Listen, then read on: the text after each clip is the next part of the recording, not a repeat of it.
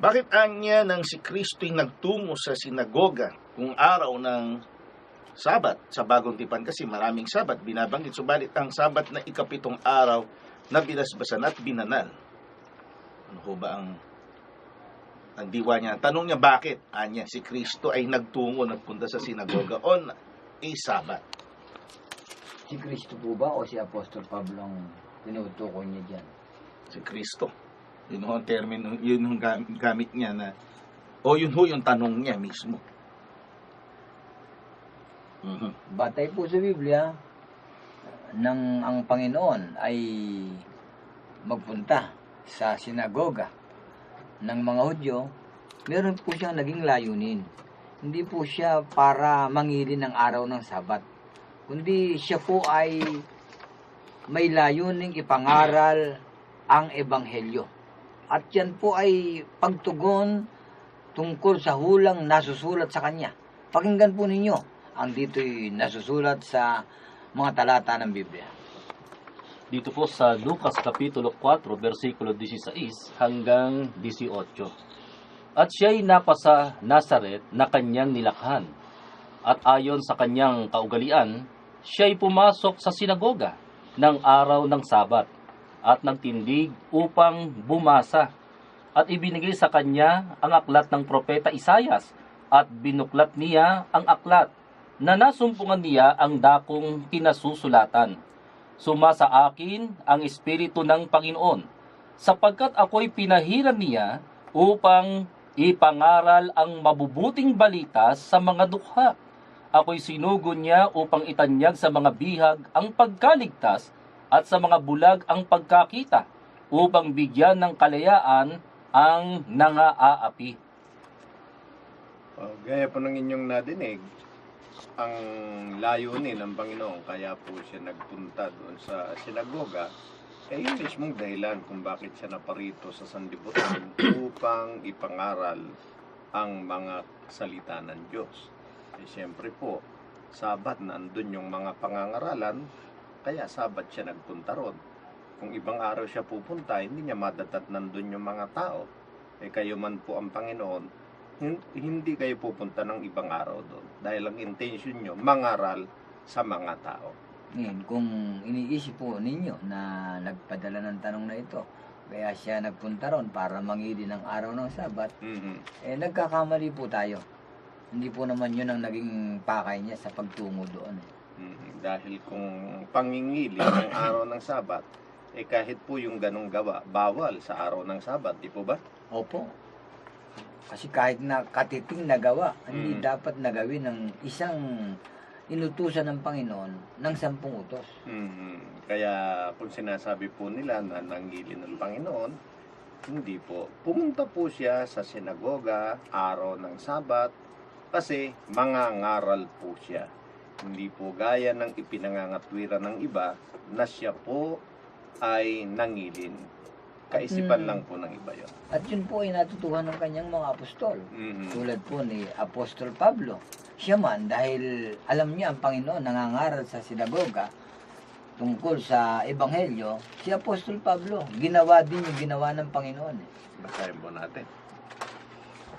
Dito po sa Aklat ng Mga Gawa, Kapitulo 17, ang bersikulo po ay 1 hanggang 3. Pagkatahak nga nila sa Amphipolis at sa Apollonia, ay nagsirating sila sa Thessalonica na kinaroroonan ng isang sinagoga ng mga Hudyo. At si Pablo, ayon sa ugali niya, ay pumasok sa kanila at sa 3 Sabat ay nangatwiran sa kanila sa mga kasulatan na binubuksan at pinatunayan na kinakailangang si Kristo ay maghirap at muling mabuhay sa mga patay. At itong si Jesus aniya na aking ipinangangaral sa inyo ay siyang Kristo. Gaya po ng Panginoon, si Apostol Pablo, pumupunta rin sa sinagoga ng mga Hudyo. Pero hindi po para mangilin. Gaya po ng narinig natin sa talatang binasa, siya po ay nangatwiran sa kanila sa mga kasulatan. Opo. Ibig sabihin pinakita niya ito ang tunay na aral ng Panginoon. Hindi para sundin yung ugali ng mga Israelita noon na ipinangingili ng araw ng Sabat. Yung sinasabi ng ating texter, anong Sabat raw ba ang binasbasan natin ginawang banal ng Panginoon? Tama naman, araw ng Sabat, ikapitong araw. Yun po ay ginawa ng Diyos sa panahon ng bansang Israel. Kaya yun po ay nanatili, nakautusan sa kanila. Pero sa atin po, hindi na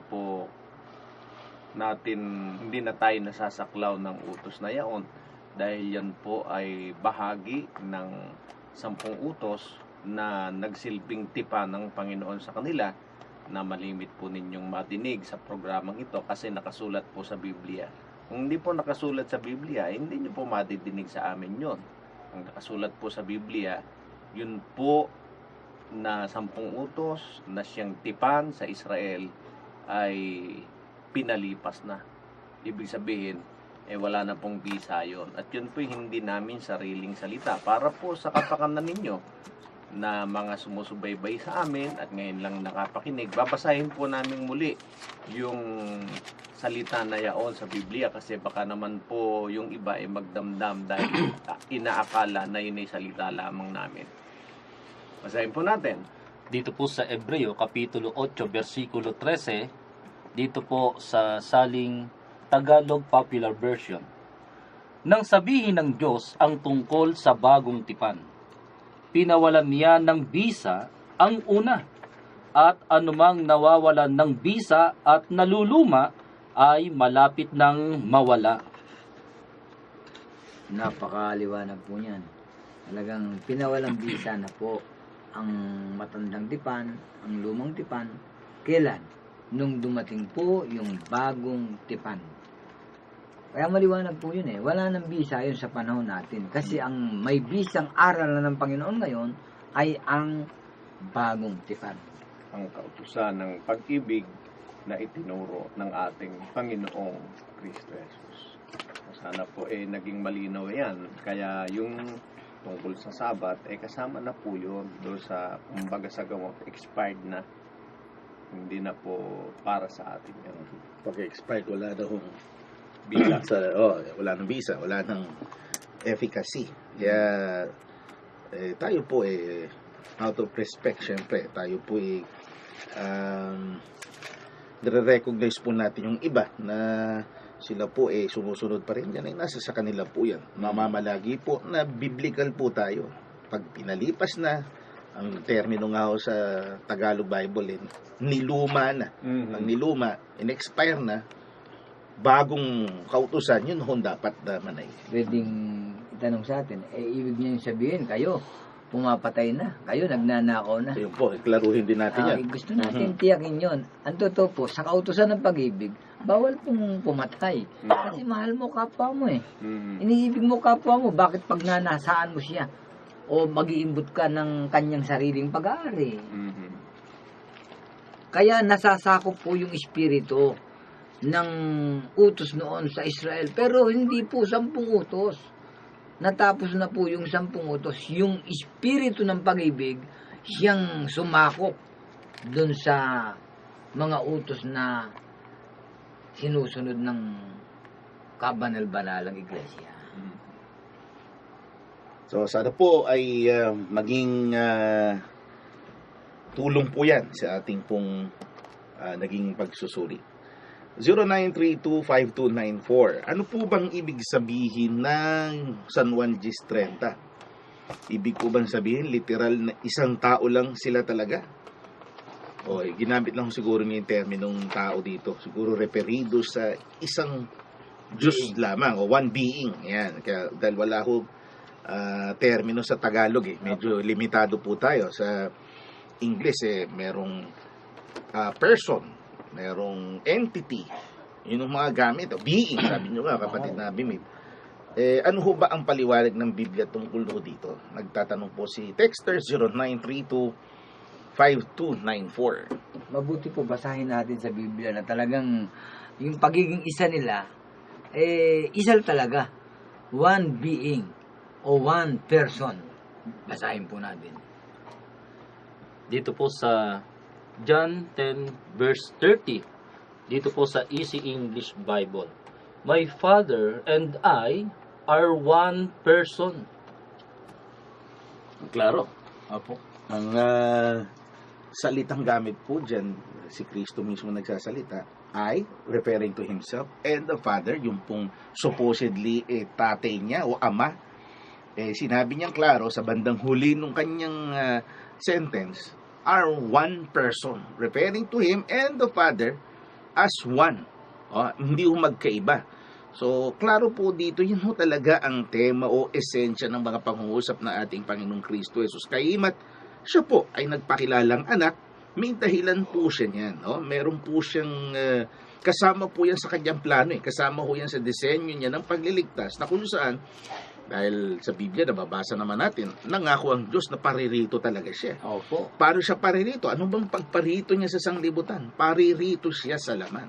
Kaya nga, sinabi din ni Pablo yan, God was manifest in the flesh. Sa 1 Timothy 3:16, sa 16 ho, sa King James Version po yan, na klaro po na nahayag siya sa laman. Meron pa nga mga termino o talata sa Biblia nagsasabi, nagkatawang tao talaga siya. Napakarami pong talata.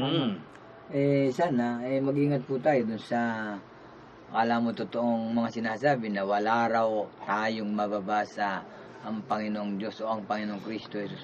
Nagkatawang tao, katakot-takot na po yung talatang binabasa natin na talagang ang Diyos o ang Panginoong Kristo Jesus nagkatawang tao.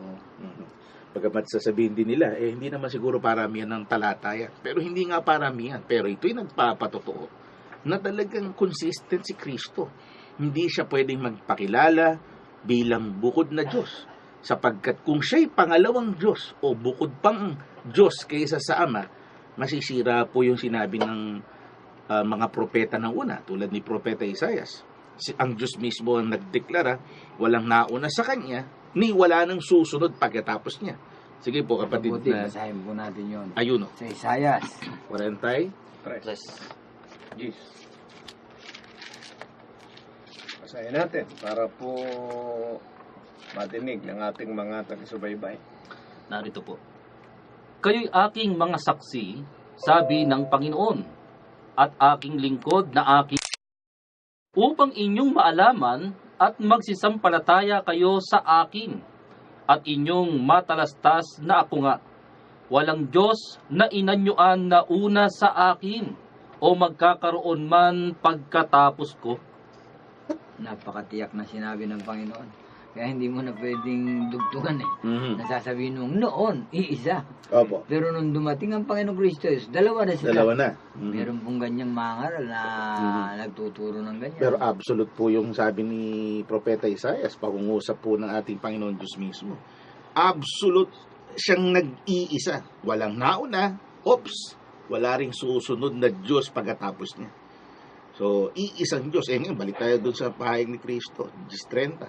Sabi niya, ako at ang amay iisa. Ibig bang sabihin, kung siya mismo ang Diyos, hindi rin baka pwedeng siya po'y anak at siya'y pangkaraniwang tao, human. Ang totoo po, O tao. ang pagiging anak niya, hindi pagiging tao. Opo. Kundi ang kanyang pagiging anak, ito po ay halimbawa sa mga anak ng Diyos na tao. At yan piniliwanag ni Apostol Pedro. Hindi po siya naging anak na tao. Ibig sabihin siya po ay anak na nagkatawang tao. Lumagay siya sa kalagayang anak sapagkat siya ay nagkatawang tao. Pero hindi po siya talagang tunay na tao. Ang dahilan para iwanan niya ng halimbawa ang kanyang mga alagad katulad ng mga apostol. Pakinggan po ninyo. Dito po sa unang Pedro Kapitulo 2, versikulo 21. Sapagkat sa ganitong bagay kayo'y tinawag, sapagkat si Kristo man ay nagbata dahil sa inyo, na kayo'y iniwanan ng halimbawa upang kayo'y mangagsisunod sa mga hakbang niya. Nod sa kanyang mga hakbang.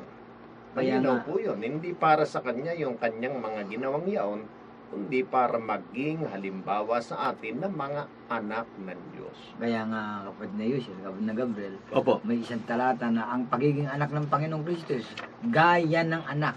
Kapag ang nais na ipakitang katotohanan, siya ang puno sa kanyang bahay. Pag napatunayan mong siya ang puno sa kanyang bahay, gaya lang siya ng anak. Kaya yun mahalagang maintindihan nating mga tao, lalo na po sa panahon ngayon talaga po namang napakaraming iba't ibang uri ng mangangaral na sa dinami-dami po ng mga mangangaral mas marami po ang nagtuturo na ang Panginoong Kristo Jesus anak at hindi siya ang ama. Pero ang kabanal-banalang iglesia ng Diyos kay Kristo Jesus naninindigan po ayon sa itinuro ng Panginoong Kristo Jesus na ang ama at siya ay one person, hindi po two person. One lang po.